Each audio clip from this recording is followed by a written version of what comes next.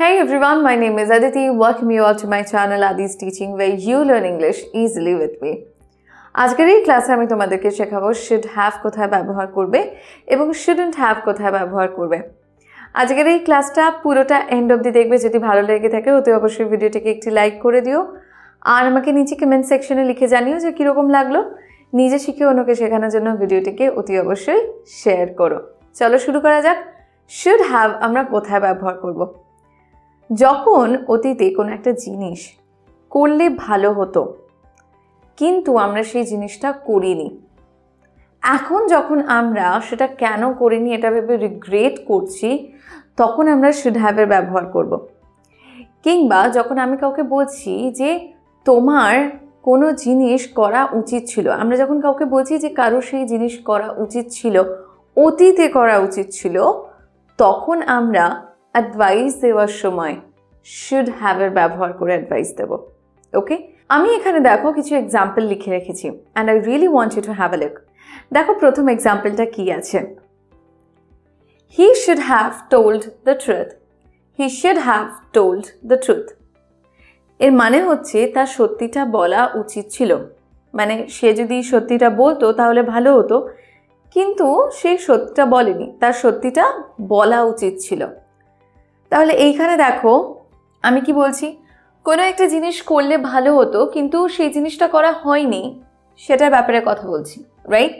সেন্টেন্সটা আমি কীরকমভাবে লিখেছি, সবার আগে এখানে সাবজেক্ট রয়েছে, তারপর এখানে আমি শুড হ্যাভের ব্যবহার করেছি, তারপর যে ভার্বটা আমি লিখেছি সেটা কিন্তু তার পাস্ট পার্টিসিপল ফর্মে রয়েছে, এবং এরকমভাবেই আমরা সবকটা এক্সাম্পল পরে লিখে নিয়েছি। সবসময় আমাদের দেখতে হবে শুড হ্যাভের পর যে ভার্বটার ব্যবহার করা হচ্ছে সেটা তার পাস্ট পার্টিসিপল ফর্মে রয়েছে কিনা। ওকে, চলো দেখে নিই নেক্সট এক্সাম্পলটা কি আছে। I should have asked her the reason. I should have asked her the reason. এর মানে হচ্ছে আমার তাকে কারণটা জিজ্ঞাসা করা উচিত ছিল, বাট আমি এখানে এটা বোঝাতে চাইছি যে আমি তাকে কারণটা জিজ্ঞাসা করিনি। যদি আমি তাকে কারণটা জিজ্ঞাসা করতাম তাহলে সেটা ভালো হতো, কিন্তু আমি তাকে সেই কারণটা জিজ্ঞাসা করিনি, আমার তাকে কারণটা জিজ্ঞাসা করা উচিত ছিল। আই শুড হ্যাভের ব্যবহার করেছি এখানে। I subject, should have, and তারপর দেখো আস্ক ভার্বের পাস্ট পার্টিসিপল ফর্মের ব্যবহার করেছি আমি। নেক্সট এক্সাম্পল দেখো, I should have listen to her. I should have listen to হার। এর মানে হচ্ছে আমার তাকে শোনা উচিত ছিল, আমার তাকে শোনা উচিত ছিল, কিন্তু আমি তাকে শুনিনি। শুনলে ভালো হতো কিন্তু আমি তাকে শুনিনি। ঠিক এরকমভাবেই আমি যদি বলতে চাই যে তোমার তাকে শোনা উচিত ছিল, তুমি তাকে শুনলে ভালো হতো, মানে সে যা বলছিল তুমি যদি শুনতে ভালো হতো, তোমার তাকে শোনা উচিত ছিল, বাট তুমি শোনোনি, তখন আমরা কিভাবে বলবো? You should have listen to her. You should have listen to her.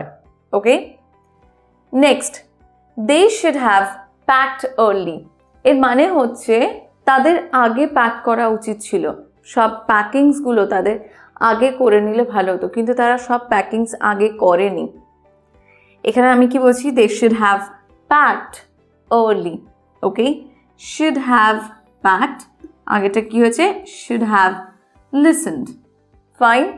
Next, you should have call the security when you saw it. তুমি যখন সেটা দেখেছিলে তোমার সিকিউরিটিকে কল করা উচিত ছিল, কিন্তু তুমি কল করোনি।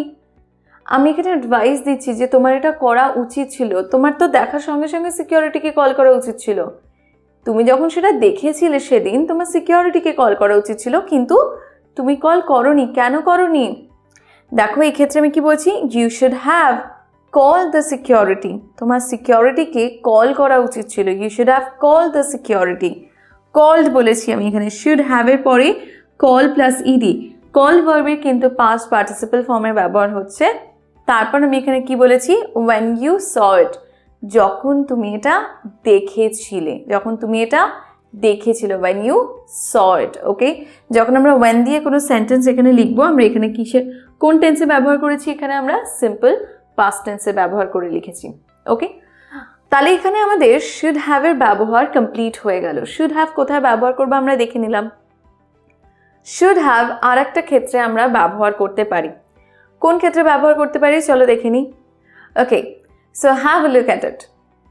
যখন আমরা মনে করি যে যদি সব কিছু ঠিক থাকে তাহলে কোনো জিনিস হয়ে যেতে পারে, ওকে, আর যখন সেই বিষয়টার ব্যাপারে আমরা শিওর থাকি না, তখন আমরা শুড হ্যাভের ব্যবহার করতে পারি। when we think something has already happened, if everything is normal and okay, সব যদি নর্মাল থাকে এবং ওকে থাকে, যখন আমরা মনে করি যে কোনো একটা কাজ হয়ে যেতে পারে, হয়ে গিয়ে থাকতে পারে, অ্যান্ড যখন আমরা সেটার ব্যাপারে শিওর থাকি না,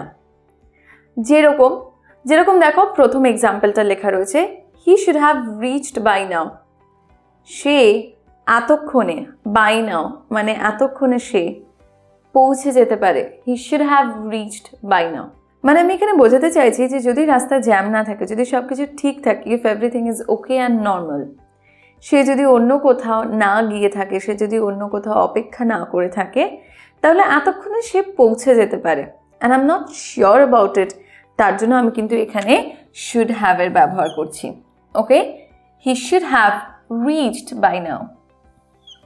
আগেইন এখানে রিচ ভার্বের পাস্ট পার্টিসিপল ফর্মের ব্যবহার করছি, মানে তার এতক্ষণে পৌঁছে যাওয়া উচিত। ওকে, পরেরটা দেখি, the train should have arrived by now. ট্রেনটার এতক্ষণে এসে যাওয়া উচিত, কিন্তু যদি ট্রেনটা এখনো না আসে, পরে আমরা অ্যাড করছি বাট ইট হ্যাজন্ট, কিন্তু এখনো আসেনি। The train should have arrived by now. ট্রেনটার এতক্ষণে এসে যাওয়া উচিত, ট্রেনটা এতক্ষণে এসে যাওয়ার কথা।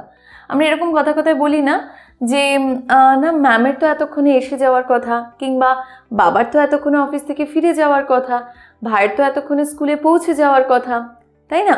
তো সেই সমস্ত সেন্টেন্সগুলো আমরা কিন্তু শুড হ্যাভের ব্যবহার করে বলবো এবার থেকে। ফাইন, তাহলে এখানে আমি বলছি ট্রেনটার এতক্ষণে এসে যাওয়ার কথা, the train should have arrived by now. Should have তারপর অ্যারাইভড লিখেছি আমি। ওকে, অ্যারাইভড বাই নাও মানে এতক্ষণে। তারপর আমি বলছি বাট ইট হ্যাজন্ট মানে কিন্তু এটা হয়নি, বাট ইট হ্যাজন্ট কিন্তু এটা এখনো আসেনি। তো আমরা শিখে নিলাম যে শুড হ্যাভ আমরা কোথায় ব্যবহার করব। এবার আমরা দেখব যে শুডন্ট হ্যাভ আমরা কোথায় ব্যবহার করতে পারি। when something that you did was not a good idea but you did it anyway, যখন কোনো একটা জিনিস তুমি করে ফেলেছো, সেটা খুব একটা ভালো আইডিয়া ছিল না, মানে করা উচিত ছিল না, বাট কোনোভাবে তুমি করে ফেলেছো, তখন সেটার জন্য শুডন্ট হ্যাভের ব্যবহার করবো আমরা। Okay, now we are regretting about the past. এখানে আমরা রিগ্রেট করছি যে আমার সেই কাজটা করা উচিত ছিল না। ফাইন, চলো দেখে নিই প্রথম সেন্টেন্সটা কি আছে। I shouldn't have listened to her. আমার তাকে শোনা উচিত ছিল না। I am regretting now মানে হয়তো কেউ আমাকে কোনো অ্যাডভাইস ভুল দিয়েছে এবং এখন তাকে শুনে আমি হয়তো রিগ্রেট করছি, আমি হয়তো লস করেছি কোনো জিনিস শুনে, এবং আমি বলছি যে আমার তাকে শোনা উচিত ছিল না। I shouldn't have listened to her. Okay, so এখানে should not have এর পরে আমি লিসেন ভার্বের কিন্তু পাস্ট পার্টিসিপল ফর্মের ব্যবহার করছি। নেক্সট এক্সাম্পলটা দেখো, এখানে আমি বলতে চাইছি যে তোমার অতটা ভাত খাওয়া উচিত ছিল না। তোমার অতটা ভাত খাওয়া উচিত ছিল না, এখন কষ্ট হচ্ছে তো খেয়ে, তোমার অতটা ভাত খাওয়া উচিত ছিল না। You shouldn't have eaten so much rice. You shouldn't have eaten so much rice. Okay, shouldn't have এর পরে আমি এখানে eat ভার্বের পাস্ট পার্টিসিপল ফর্মে ব্যবহার করছি eaten. You shouldn't have eaten so much rice. যদি আমি এখানে বলি তোমার অতটা চকলেট খাওয়া উচিত ছিল না, You shouldn't have eaten so much chocolate. যদি আমি বলি চকলেট কেক খাওয়া উচিত ছিল না, দেন চকলেটের জায়গায় চকলেট কেক হয়ে যাবে। ওকে, পরেরটা দেখো, He shouldn't have behaved rudely. He shouldn't have behaved rudely. তার rudely behave করা উচিত ছিল না, কিন্তু সে rudely behave করেছে, and that was not a good idea, but কোনোভাবে সে করেছে, এবং আমি এখানে বলছি যে তার rudely behave করা উচিত ছিল না। He shouldn't have behaved rudely. Shouldn't have এর পর আমি এখানে বিহেভড লিখেছি, বিহেভ এর পরে ডি অ্যাড করেছি। ওকে, নেক্সট দেখো, she shouldn't have spoken two me like that. তার আমার সাথে ওইভাবে কথা বলা উচিত ছিল না, মানে it was not a good idea for her to speak to me like that. কিন্তু সে আমার সাথে ওইভাবে কথা বলেছে, সে আমার সাথে বাজেভাবে কথা বলেছে এবং তার আমার সাথে বাজেভাবে কথা বলা উচিত ছিল না। হয়তো তার জন্য আমি রেগে গেছি, যদি সে ভদ্রভাবে কথা বলতো তাহলে হয়তো আমি রাখতাম না। এখানে দেখো আমি কি বলছি, shouldn't have spoken, shouldn't have spoken. Okay, she shouldn't have spoken two me like that. হয়তো তুমি বলতে চাইছো যে ভাইয়ের বাবার সাথে ওইভাবে কথা বলা উচিত ছিল না। Brother shouldn't have spoken to father like that. Okay, এইরকমভাবে আমরা সেন্টেন্সগুলো বিল্ড করব। অনেকগুলো এক্সাম্পল আমি দেখিয়ে দিচ্ছি। এইবার তোমাদের যে হোমওয়ার্কটা থাকবে সেটা হলো নিজেদের মতন করে এক্সাম্পল তোমরা নিজেরা বানানোর চেষ্টা করো।